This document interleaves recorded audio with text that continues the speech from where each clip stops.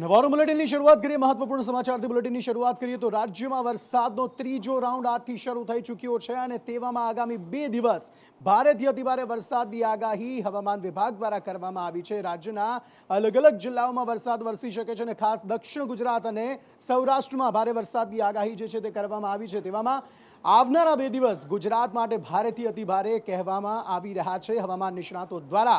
હવામાન નિષ્ણાતનું આ અંગે શું કહેવું છે, વધુ માહિતી સાથે आयुषी जुड़ाई गया है। जी आयुषी, सर क्या रहेगा वेदर फोरकास्ट आने वाले दिनों के लिए?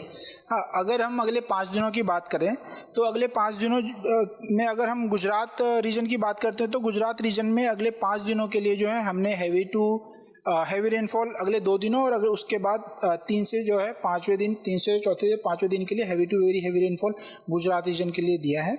एक जो ये नया स्पेल रेनफॉल का आ रहा है गुजरात में, तो अगर हम सैटेलाइट इमेज में देखें तो एक जो है लो प्रेशर एरिया जो है फॉर्म हुआ है जो कि नॉर्थ बे ऑफ बंगाल और एडजॉइनिंग कोस्ट एरिया में डेवलप हुआ है जो लो प्रेशर, और जो अगले 2 दिनों में जो है वो नॉर्थ और नॉर्थ वेस्ट वर्ड जो है मूवमेंट उसका रहेगा, जिससे जो है हम 2 दिनों के बाद जो है गुजरात के कई हिस्सों में जो है भारी से अत्यधिक भारी बारिश की हम संभावना करते हैं। तो आज हमने जो है सौराष्ट्र और गुजरात के जो है कुछ हिस्सों में जो है हैवी रेनफॉल दिया है, जिसमें से पोरबंदर, जूनागढ़, गिर सोमनाथ है। और गुजरात में बात करें तो दाहोद, छोटा उदयपुर, नवसारी, वलसाड़ और DDNH है जिसमें हैवी रेनफॉल है। कैमरा पर्सन संदीप राठौड़ साथ आयुषी याज्ञनिक, संदेश न्यूज़, अमदावाद।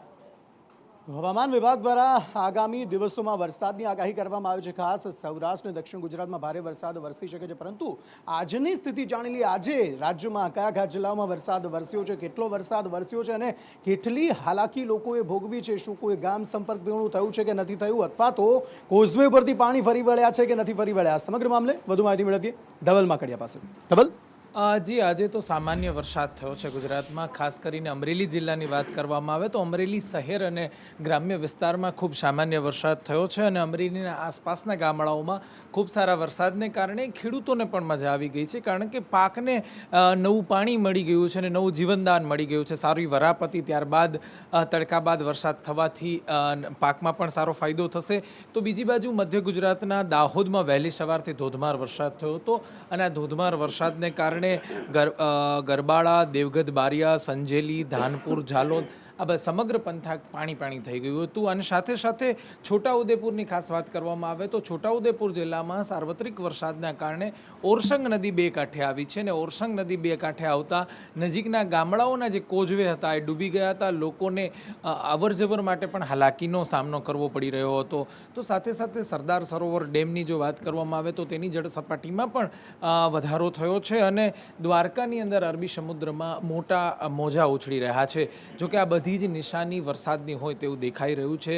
हवामान निष्णात आंबालाल पटेले पण आगाही करी छे कि आवतीकालथी गुजरातमां फरी एक वखत वरसादनो त्रीजो राउंड शरू थवा जई रह्यो छे। जी ધવલ, આભાર સમગ્ર માહિતી આપવા માટે। અને સરદાર સરોવર ડેમની સપાટીમાં 24 કલાકમાં 41 સેન્ટીમીટર જેટલો વધારો થયો છે અને 125 મીટરથી ઉપર ડેમની સપાટી જે છે તે પહોંચી ગઈ છે। એટલે તેવામાં આ વખતે વરસાદ એટલો વરસી રહ્યો છે અને જે જળ સપાટી અત્યારે સરદાર સરોવર ડેમની જોવા મળી રહી છે તેને જોતાં ચોક્કસપણે કહી શકાય કે આગામી વર્ષ દરમિયાન પીવાના પાણીની કે સિંચાઈના પાણીની કોઈ તકલીફ લોકોને કે ખેડૂતોને નહીં પડે। રાજધાની દિલ્હીની વાત કરીએ તો દિલ્હીમાં ભારે વરસાદનો કહેર અને યમુના નદીની જે જળ સપાટી સતત વધી અને તેના પાણી જે શહેરી વિસ્તારોમાં આવી ગયા તેને લઈને ભયંકર સ્થિતિ દિલ્હીના અલગ અલગ વિસ્તારોની જોવા મળી રહી છે। આખરે હવે કેવી સ્થિતિ છે, શું યમુનાનું જે જળસ્તર છે તે ઘટ્યું છે, આ વિસ્તારો જે અસરગ્રસ્ત છે તેમાંથી પાણી ઓસર્યા છે કે નથી ઓસર્યા, અને નથી ઓસર્યા તો તેને ઓસરાવવા માટે એટલે કે પાણીના નિકાલ માટે કેવા પ્રકારની વ્યવસ્થા તંત્ર દ્વારા કરવામાં આવી રહી છે। ગાયત્રી પાસેથી વધુ વિગતો મેળવીએ। ગાયત્રી। જી અંકિત, યમુના નદીનું જ્યારે જળસ્તર વધ્યું ત્યારે દિલ્હી પાણીમાં ગરકાવ થઈ ગયું છે। આ જળસ્તરમાં જેમ જેમ વધારો થયો તો તેમ તેમ આખા દિલ્હીમાં પાણી ફરી વળ્યું છે। ઘટાડો થવાનો શરૂઆત થઈ છે, પરંતુ જે જળનો ભરાવ છે તે હજુ પણ યથાવત જોવા મળી રહ્યો છે। 30 જેટલા એવા વિસ્તારો છે દિલ્હીમાં કે જ્યાં હજુ પણ પાણી જોવા મળી રહ્યું છે। મહત્વનું વાત એ પણ છે કે વડાપ્રધાન મોદીએ પણ એલજી પાસે વાતચીત કરી, જે સમગ્ર જે જાણકારી છે તે પણ મેળવી હતી અને તેમણે પણ કીધું હતું કે જે જરૂરી પગલાં છે તે લેવામાં આવે। આઈટીઓનો જે વિસ્તાર છે ત્યાં પણ પાણી ભરાયેલા છે. મહત્ત્વની વાત, રાજઘાટનો જે વિસ્તાર છે તેમાં પણ પાણી ભરાયેલા છે. લાલ કિલ્લો જે વિસ્તાર છે તેમાં પણ પાણી ભરાયેલા છે. એટલે આ જળસ્તરમાં ઘટાડો તો થયો છે, પરંતુ જે પાણીનો જે ભરાવો છે તે પણ હજુ યથાવત જોવા મળી રહ્યો છે. તેને કારણે જે દિલ્હીવાસીઓ છે તે લોકોને રોગનો ભય પણ હાલ સતાવી રહ્યો છે. જી આભાર સમગ્ર માહિતી આપવા માટે. અને આ સમગ્ર બાબતે દિલ્હીના એલજી સાથે પ્રધાનમંત્રી નરેન્દ્ર મોદીએ પણ ટેલિફોનિક વાતચીત કરી છે અને પરિસ્થિતિનો તાગ મેળવ્યો છે પ્રધાનમંત્રીએ કે આખરે પરિસ્થિતિ કેવી છે દિલ્હીના આ અલગ અલગ વિસ્તારોમાં અને તે પાણીના નિકાલ માટે કેવા પ્રકારની વ્યવસ્થા અત્યારે કરવામાં આવી રહી છે. રાજધાની બાદ ઉત્તર ભારતના પણ જે અલગ અલગ રાજ્યો છે ત્યાં અવિરત વરસાદ વરસી રહ્યો છે અને અવિરત વરસાદને કારણે પરિસ્થિતિ ખૂબ જ વિકટ જોવા મળી રહી છે. ઉત્તર પ્રદેશની વાત હોય, પંજાબની વાત હોય, હરિયાણાની વાત હોય કે પછી હિમાચલની વાત હોય, ભારે વરસાદને કારણે ચારધામની યાત્રાને પણ અસર પહોંચી છે. આ ઉપરાંત અનેક લોકોના પૂરના કારણે અને વધુ વરસાદને કારણે મોત થયાના સમાચાર પણ પ્રાપ્ત થઈ રહ્યા છે. મધ્યપ્રદેશની પણ આ જ પ્રકારની સ્થિતિ અત્યારે જોવા મળી રહી છે. સમગ્ર દેશના આ અલગ અલગ રાજ્યો કે જ્યાં પરિસ્થિતિ વરસાદને કારણે ખૂબ જ ખરાબ જોવા મળી રહી છે. આગળ કેવી છે પરિસ્થિતિ, આયુષી પાસેથી વધુ વિગતો મેળવી. આયુષી.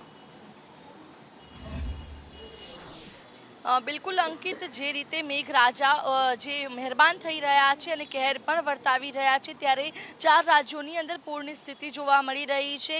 યુપી, હરિયાણા, પંજાબ અને હિમાચલ પ્રદેશની અંદર આ પૂરની સ્થિતિ સર્જાઈ રહી છે, જેના કારણે જનજીવન અસ્તવ્યસ્ત થઈ ગયું છે. ત્યારે પૂરના કારણે અત્યાર સુધી 89 લોકોના મોત પણ નીપજી ચૂક્યા છે. પંજાબમાં 29, જ્યારે હરિયાણામાં 26 લોકોના આ પૂરના કારણે મોત થયા છે. હિમાચલ પ્રદેશમાં 24 લોકો છે કે જેના પૂરના કારણે મૃત્યુ થયા છે. યુપીમાં 24 કલાકમાં 10 લોકોના જે મૃતદેહ છે તે મળી આવ્યા છે. તો પંજાબમાં 25,000થી પણ વધુ લોકોનું સ્થળાંતર કરવાની ફરજ પડી છે. ત્યારે હરિયાણામાં 5300થી વધુ લોકો જે છે કે જેનું સ્થળાંતર કરાયું છે. એટલું જ નહીં, પંજાબમાં 1.60 લાખ હેક્ટર ખેતીની જમીનને પણ ભારે નુકસાન થઈ ગયું છે. પંજાબ અને હરિયાણામાં ભારે વરસાદના કારણે જે પૂરની પરિસ્થિતિ સર્જાઈ છે, રાજ્યોના 518 ગામ છે તે પ્રભાવિત થઈ ચૂક્યા છે, જેની સીધી જ અસર છે જનજીવન પર જોવા મળી રહી છે. 5000થી વધુ લોકોને સુરક્ષિત જગ્યાએ ખસેડવા પડ્યા છે. 25,000 લોકોનું બચાવવામાં આવ્યા છે. 14 જિલ્લા અને હરિયાણાના 13 જિલ્લા, એટલે પંજાબના 14 જિલ્લા છે, જ્યારે હરિયાણાના 13 જિલ્લા એવા છે કે જે પ્રભાવિત થઈ ગયા છે, જેમાં અત્યાર સુધીમાં 57 લોકોના પણ મોત થઈ ચૂક્યા છે અને બચાવ કામગીરી હજુ પણ ચાલુ છે. બીજી તરફ મધ્યપ્રદેશના છતરપુરમાં ધોધમાર વરસાદ છે તે જોવા મળી રહ્યો છે. જટાશંકર મંદિર જે છે તે વિસ્તારમાં વરસાદ વરસ્યો અને પગથિયા ઉપર નદીઓ વહેતી હોય તેવા દ્રશ્યો જોવા મળ્યા. એટલે કે જે દેશભરની અંદર જે રીતે વરસાદી માહોલ છે, તેમાં ખાસ કરીને ઉત્તરી ભાગો છે તે અત્યારે સૌથી વધુ તે પ્રભાવિત થઈ રહ્યા છે, જેને લઈને આજે 4 રાજ્યો છે તેમાં પૂરની સ્થિતિ જોવા મળી રહી છે અને કેટલાક લોકોના મોત પણ નીપજી ગયા છે. જી આયુષી, આભાર સમગ્ર માહિતી આપવા માટે. અનેક વિસ્તારો એવા છે કે જ્યાં કોઝવે પરથી પાણી ફરી વળ્યા છે, લોકોના ઘરોમાં પાણી ઘૂસી ગયા છે, ઘર વખરીને નુકસાન પહોંચ્યું છે, લોકોના કાર્યસ્થળ પર પાણી ઘૂસી ગયા છે, જેના કારણે પરિસ્થિતિ એવી છે કે ત્યાં લોકો જઈ પણ નથી શકતા સ્થિતિ. અને હવે વાત મુંબઈની કરીએ તો મુંબઈમાંથી દરિયા કિનારાથી એક એવો વિડીયો સામે આવ્યો છે કે જેનાથી હવે લોકોએ ચેતવાની જરૂર જણાઈ રહી છે, કારણ કે અહીંયા એક વ્યક્તિનું મોત થઈ ગયું છે, એક મહિલાનું મોત થઈ ગયું છે. આખરે કઈ રીતે મોત થયું અને વિડીયો બનાવવાના ચક્કરમાં લોકો જીવ કઈ રીતે ગુમાવી રહ્યા છે, ભાવિની પાસેથી વધુ વિગતો મેળવી. ભાવિની. અંકિત, વાત કરીએ મુંબઈની, અત્યારે આખા દેશમાં ધોધમાર વરસાદ વરસી રહ્યો છે. અનેક રાજ્યોએ પૂરની સ્થિતિનો સામનો કરી રહ્યા છે. યમુનાના પાણી અત્યારે અનેક રાજ્યોમાં પહોંચી ગયા છે. દિલ્હીમાં સૌથી વધારે પરિસ્થિતિ ખરાબ છે. તો બીજી બાજુ નદી નાળાઓ અત્યારે જ્યારે ભયજનક સપાટીથી ઉપર વહી રહ્યા છે, દરિયાઓ અત્યારે પાણી ખૂબ જ વધારે આવી રહ્યું છે. તેવામાં હવે લોકોએ ધ્યાન રાખવાની જરૂર છે, કારણ કે મુંબઈનો જે કિસ્સો સામે આવ્યો છે એ ભયાનક છે, ચેતવણી રૂપ છે એ લોકો માટે. એટલા માટે કે કારણ કે એક કપલ એ મુંબઈના બાંદ્રા બેન્ડસ્ટેન્ડમાં જે મજા માણવા ગયા હતા, રવિવારની મજા માણવા ગયા હતા અને પતિ પત્ની પોતાના 2 બાળકો સાથે પહોંચ્યા હતા અને દરિયામાં મજા લેવા માટે એ લોકો દરિયાની વચ્ચે ગયા અને ત્યાં જઈને એક પથ્થરો હતો એના ઉપર બેસી રહ્યા હતા, પરંતુ વારાફરતી જે મોજા આવી રહ્યા હતા એના આનંદ પણ લઈ રહ્યા હતા. પરંતુ આનંદ ક્યારે એમનું જીવ લઈને ગયો એ ખબર ના પડી. જોતજોતામાં એક મહિલાનો જીવ જતો રહ્યો, કારણ કે એક ઊંચું મોજું આવ્યું અને બંને જણાએ ત્યાંથી એ ઓટલા ઉપર જ્યાં બેઠા હતા પથ્થર ઉપર, ત્યાંથી તેમણે તેમની બંનેની બેલેન્સ ગુમાવી દીધું અને બંને પાણીના વહેણમાં તણાઈ ગયા. જો કે જ્યાં લોકો ઊભા હતા સ્થાનિકોએ વ્યક્તિને બચાવી લીધા, એના પતિને તો બચાવી લીધો પરંતુ મહિલાને ન બચાવી શક્યા. ભારે પ્રવાહ વધારે હતો એના કારણે તે મહિલા તણાઈ ગઈ અને 27 વર્ષીય મહિલા એનું મોત થઈ ગયું છે તણાવાને કારણે. જો કે પોલીસ ઘટનાની જાણ થતાં જ પોલીસનો કાફલો, ફાયર બ્રિગેડની ટીમ પણ ત્યાં પહોંચી ગઈ હતી અને તેમણે જણાવ્યું હતું સમગ્ર ઘટનાને લઈને કે મહિલાનું તણાઈ જવાથી મોત થયું છે. જો કે એનો લાઈવ વિડીયો છે એ પણ સામે આવી રહ્યો છે. જ્યારે માતા પિતા બંને ત્યાં બેઠા હતા ઓટલા પર એ સમયે તેના 2 બાળકો પણ વિડીયો બનાવી રહ્યા હતા અને 2 બાળકો છે એ પણ બૂમો પાડી રહ્યા હતા કે મમ્મી પપ્પા તમે પાછળથી પાણીનો પ્રવાહ વધી રહ્યો છે, મહેરબાની કરીને બહાર આવી જાઓ. અને જ્યારે વિડીયો જ્યારે સામે આવ્યો તેમાં પણ સંભળાઈ રહ્યું છે કે મમ્મી એની દીકરી છે બૂમો પાડી રહી છે. એટલે એ વખતની સ્થિતિને જ પણ કદાચ આપણે વિચારીએ તો કેટલી ભયજનક હશે, કારણ કે એ પરિસ્થિતિ પણ એવી વિકટ બની રહી છે. અને બીજી બાજુ ચેતવણીરૂપ કિસ્સો એટલા માટે કહી શકાય કારણ કે જે રીતે વિડીયો સામે આવ્યો છે આવી જ રીતે અનેક લોકો વરસાદ આવતા હોય છે, નદી નાળા ઉભરાતા હોય છે, ડેમ છલકાતા હોય છે ત્યારે જોવા માટે જતા હોય છે અને વિડીયો બનાવવાની લાયમાં એ લોકો પોતાનો જીવ ગુમાવતા હોય છે. કોર્ટની ફટકાર બાદ જીપીસીબી હવે થોડું એક્શનમાં આવ્યું હોય તેવું જોવા મળી રહ્યું છે, પરંતુ તેની સામે જીપીસીબીએ જે કાર્યવાહી કરી અને જીપીસીબીની કાર્યવાહીની કેટલી ખોટ જોવા મળી રહી છે તેવા આંકડા સામે આવ્યા છે. અનેક એવી કંપનીઓ જે યોગ્ય ધારાધોરણનું પાલન નથી કરતી આંકડાઓ સામે આવ્યા. તેના વિશે પણ વિગતો મેળવીએ અને જીપીસીબીએ શું કાર્યવાહી કરી છે તેના વિશે વિગતો મેળવીએ પ્રતીક પાસેથી. પ્રતીક, જ્યારે પણ અમદાવાદ શહેરમાં પ્રદૂષણના મામલે સવાલ ઉઠતા છે ત્યારે જીપીસીબી માત્ર નામ પૂરતી જ કાર્યવાહી કરતી હોય છે. તાજેતરમાં જ કેટલાક એકમો સામે તેમણે કાર્યવાહી કરી છે, પરંતુ જો આંકડાની વાત કરવામાં આવે તો સાંસદમાં જે કેન્દ્ર સરકારે આંકડા રજૂ કર્યા છે તે આંકડા મુજબ કુલ ગુજરાતની વાત કરવામાં આવે તો ગુજરાતમાં 33,486 એકમો આવેલા છે કે જે રજિસ્ટર્ડ કંપની છે. આ રજિસ્ટર્ડ કંપનીમાંથી 4,605 કંપની એવી છે કે જે પ્રદૂષણ માટેના જે ધારાધોરણો છે તેનું ઉલ્લંઘન કરી રહ્યા છે અને આ જ કારણથી તેમની સામે કાર્યવાહી થવી પણ જરૂરી છે. પરંતુ જીપીસીબી આવી કંપનીઓ સામે કાર્યવાહી કરવામાં ઢીલી નીતિ અપનાવતી હોય તેવું સ્પષ્ટપણે લાગી રહ્યું છે, કારણ કે આ તમામ જે કંપનીઓ છે તેમાંથી ફક્ત 313 જેટલી કંપનીને ક્લોઝર નોટિસ ફટકારવામાં આવી છે, એટલે કે આ કંપનીઓ બંધ કરવા માટે કહેવામાં આવે છે. પરંતુ તેમાંથી કેટલી કંપનીઓ બંધ થઈ છે તે હજુ સુધી કોઈ જાણતું નથી, કારણ કે તેઓ કોઈ જવાબ આપવામાં નથી. સાથે જ જો વાત કરવામાં આવે તો 965 જેટલી કંપનીઓ એવી છે કે તેના સામે કયા પ્રકારની કાર્યવાહી કરવી તે જ જીપીસીબીને ખબર નથી, જેના કારણે જીપીસીબીની કામગીરી ઉપર અનેક સવાલો ઉઠી રહ્યા છે. સાથે જ જો વાત કરવામાં આવે તો ફક્ત 4 કંપનીઓ એવી છે કે જેના સામે કોર્ટમાં કેસ કરવામાં આવ્યો છે, જેથી કરીને આગળ લીગલ કાર્યવાહી થઈ શકે. એટલે કહી શકાય કે ખૂબ મોટી વાત કે 4000થી પણ વધુ કંપનીઓ છે તે પ્રદૂષણ ફેલાવી રહી છે ગુજરાતમાં, પરંતુ તેમની સામે જીપીસીબી કાર્યવાહી નથી કરતું, ફક્ત ને ફક્ત બેસી રહ્યું છે હાથ ઉપર હાથ રાખીને. તેને લઈને અનેક સવાલો કોંગ્રેસે આજે ઉઠાવ્યા છે અને માંગ કરી છે કે આ તમામ જે કંપનીઓ જે પ્રદૂષણ ફેલાવી રહી છે, જેમાં સાબરમતી નદી ખૂબ જ પ્રદૂષિત છે, આવી તમામ કંપનીઓ સામે ક્લોઝર નોટિસ ફટકારીને તમામને કાયદેસર રીતે બંધ કરવી જોઈએ. ગુજરાતમાં ગંભીર રીતે પ્રદૂષણ વધી રહ્યું છે. સમગ્ર દેશમાં ગુજરાત રાજ્ય બીજા ક્રમે આવે છે જ્યાં સૌથી વધુ પ્રદૂષણ ફેલાવતી ફેક્ટરીઓ છે. ગુજરાત રાજ્યમાં 33,486 ફેક્ટરીઓ રજીસ્ટર્ડ છે, જેમાંથી 4,605 જેવી ફેક્ટરીઓ સરકારના આંકડા મુજબ પર્યાવરણના ધારાધોરણને ફોલો નથી કરી રહી. 3,323 ફેક્ટરીઓને સરકારે શોકોઝ નોટિસ આપવી પડી છે. તો અમદાવાદ શહેરમાં અલગ અલગ જગ્યાએ અલગ અલગ 4 રસ્તાઓ પર સિગ્નલ્સ તો લગાવી દેવામાં આવ્યા. એએમસીને એવું લાગ્યું કે લોકો આ સિગ્નલ્સનું પાલન કરશે, લાલ લાઇટ હશે તો ઊભા રહેશે અને ગ્રીન લાઇટ થશે તો જ જશે, પરંતુ અમદાવાદીઓ કોઈની વાત માનતા નથી. અને જો હવે તમે એ વાત નહીં માનો તો તમારી ખેર નથી, કારણ કે જો તમે સિગ્નલ્સમાં 3-4 સેકન્ડ બાકી હશે અને તમે જો ત્યાંથી નીકળ્યા છો તો પણ તમારે ચાલાન ભરવું પડશે.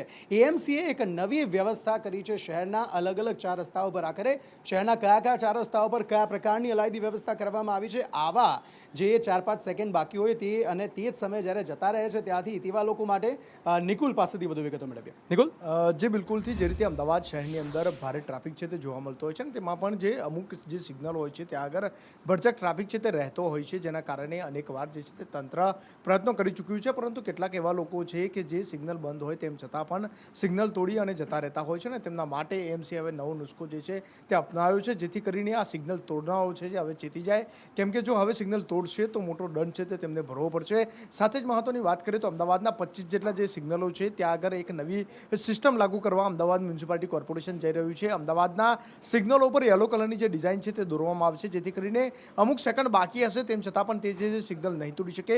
અને આ નુસ્ખાની શરૂઆત અમદાવાદના પાંજરાપોળ વિસ્તારમાંથી થઈ છે. પાંજરાપોળ 4 રસ્તા ખાતે જે છે આ ડિઝાઇન પાડવામાં આવી છે અને ત્યાં આગળથી પહેલું જે સિગ્નલ છે તે તૈયાર કરવામાં આવ્યું છે, જ્યાંથી કેટલાક સેકન્ડ બાકી હશે તેમ છતાં પણ જે છે તે આ વાહન ચાલકો જો સિગ્નલ તોડશે તો તેમને ઘરે ઈ-મેમો જે છે તે પહોંચી જશે અને ભારે દંડ છે તે તેમને ફટકારવામાં આવશે. હાલ તો એક સિગ્નલની આ ડિઝાઇન તૈયાર કરી દેવામાં આવી છે. જો કે અલગ અલગ 25 જેટલા જે સિગ્નલો છે તેમને અત્યારે નોટિફાઈ કરવામાં આવે છે અને ત્યાં આગળ આ ડિઝાઇન બનાવવાની કામગીરી છે તે શરૂ કરવામાં આવશે. સાથે જ શહેરના અન્ય પણ જે સિગ્નલો છે તે ટૂંક સમયમાં આવરી લેવાશે. જી આભાર સમગ્ર માહિતી આપવા માટે. ભાઈ, જ્યારે એએમસીએ એ વિચાર્યું હતું કે અલગ અલગ જગ્યાએ જો સિગ્નલ્સ મૂકી દેવામાં આવશે તો લોકો ઊભા રહી જશે અને નિયમોનું પાલન થશે, પરંતુ અલગ અલગ સિગ્નલો લગાવ્યા બાદ પણ અમદાવાદવાસીઓ જે અમુક છે તે એ નિયમોનું પાલન નથી કરતા અને તેવામાં આજે નવો નુસ્ખો એએમસી દ્વારા અપનાવવામાં આવ્યો છે. તેમાં પણ એએમસીને સફળતા મળે છે કે નહીં, નિયમોનું પાલન ખરેખર એવા લોકો કરે છે કે નહીં, તે તો ભાઈ જોવું જ રહ્યું. સમાચારો તરફ આગળ વાત કરીએ. વાત સુરતની કરીએ તો સુરતમાં ભાઈ કંજક્ટિવાઇટિસ કેસોમાં સતત વધારો થઈ રહ્યો છે.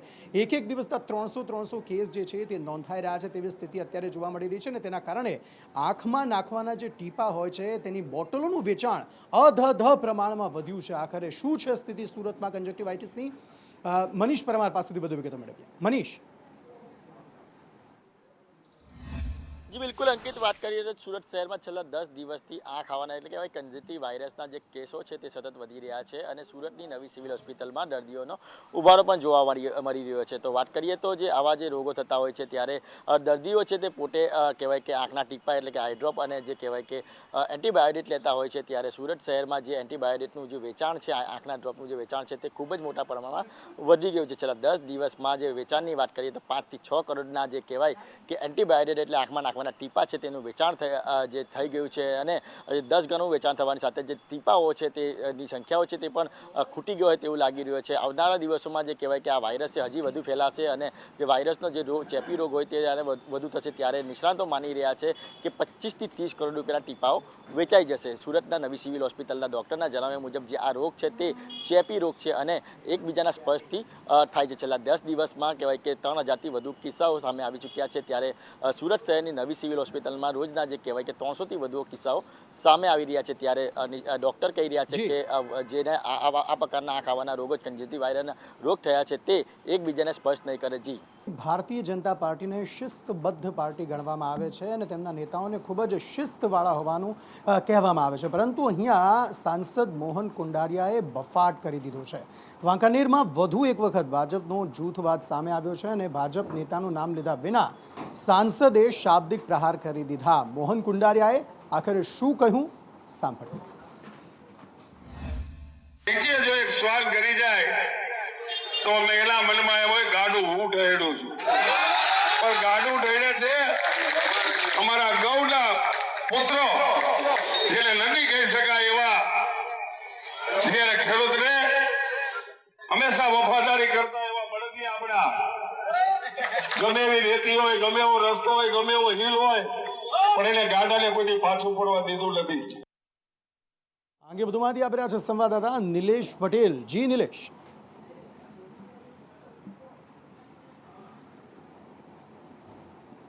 તે ઘણા સમયથી બહાર ધીરે ધીરે આવી જ રહ્યો છે અને ઘણીવાર સપાટી ઉપર આવ્યો છે. અગાઉ પણ જ્યારે પિયુષ ગોયલ કે જે ગૌરવ યાત્રા લઈને નીકળ્યા હતા ત્યારે પણ સાંસદના નામના ત્યાં હાય હાયના નારા લાગ્યા હતા અને આજે જ્યારે કેસરી દેવસિંહ જે છે ત્યાંના એમને રાજ્યસભાના સાંસદ તરીકે જે એમને ઉમેદવાર બનાવ્યા છે ને તેમનો આજે સત્કાર સમારંભ હતો અને તેમાં મોહનભાઈ દ્વારા આ પ્રકારનો જે છે એ વાર્તા કરવામાં આવી હતી ને તેને લઈને સીધા ધારાસભ્યનું નામ લીધા વગર તેમને ટાર્ગેટ કરવામાં આવ્યા હતા. અંકિત, જી આભાર સમગ્ર માહિતી આપવા માટે.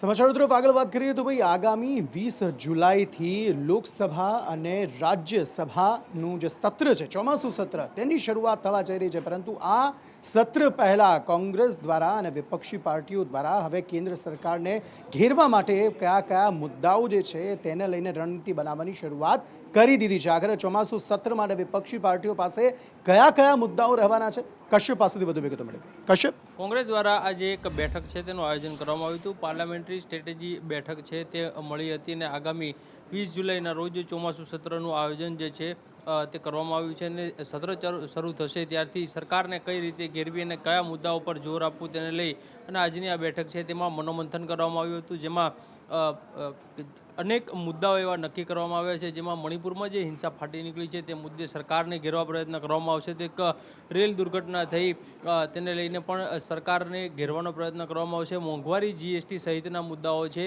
આ તમામ મુદ્દાઓ પર સરકારને ઘેરવા માટે થઈને સ્ટ્રેટેજી જે છે તે આજની બેઠકમાં નક્કી કરવામાં આવી હતી.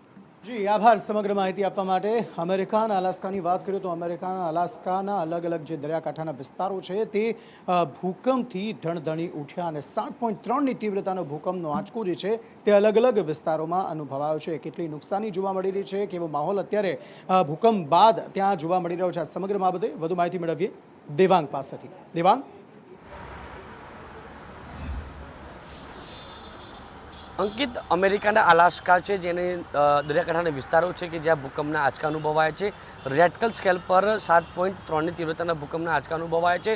મહત્વની વાત એ છે કે પ્રશાસને એવું પણ કહ્યું છે કે ભૂકંપ બાદ દરિયાની અંદર સુનામી આવી શકે, જેને લઈને આસપાસના વિસ્તારો છે એટલે કે દરિયાકાંઠાની આસપાસના રહેણાંક વિસ્તારો છે ત્યાં એલર્ટ આપી દેવામાં આવ્યું છે. મહત્વની વાત એ છે કે જે પ્રમાણે 7.3ની તીવ્રતાની ભૂકંપના આંચકા અનુભવાયા, જેને લઈને લોકોની અંદર ફફડાટ જોવા મળ્યો હતો અને જે પ્રમાણે આગાહી પણ કરવામાં આવી છે કે ભૂકંપ બાદ દરિયાની અંદર સુનામી આવી શકે તેને લઈને હાલ એલર્ટ પણ આપવામાં આવ્યું છે. જી, સમગ્ર માહિતી આપવા માટે અને આ સાથે વોરમ બુલેટિનમાં અત્યારે બસ આટલું.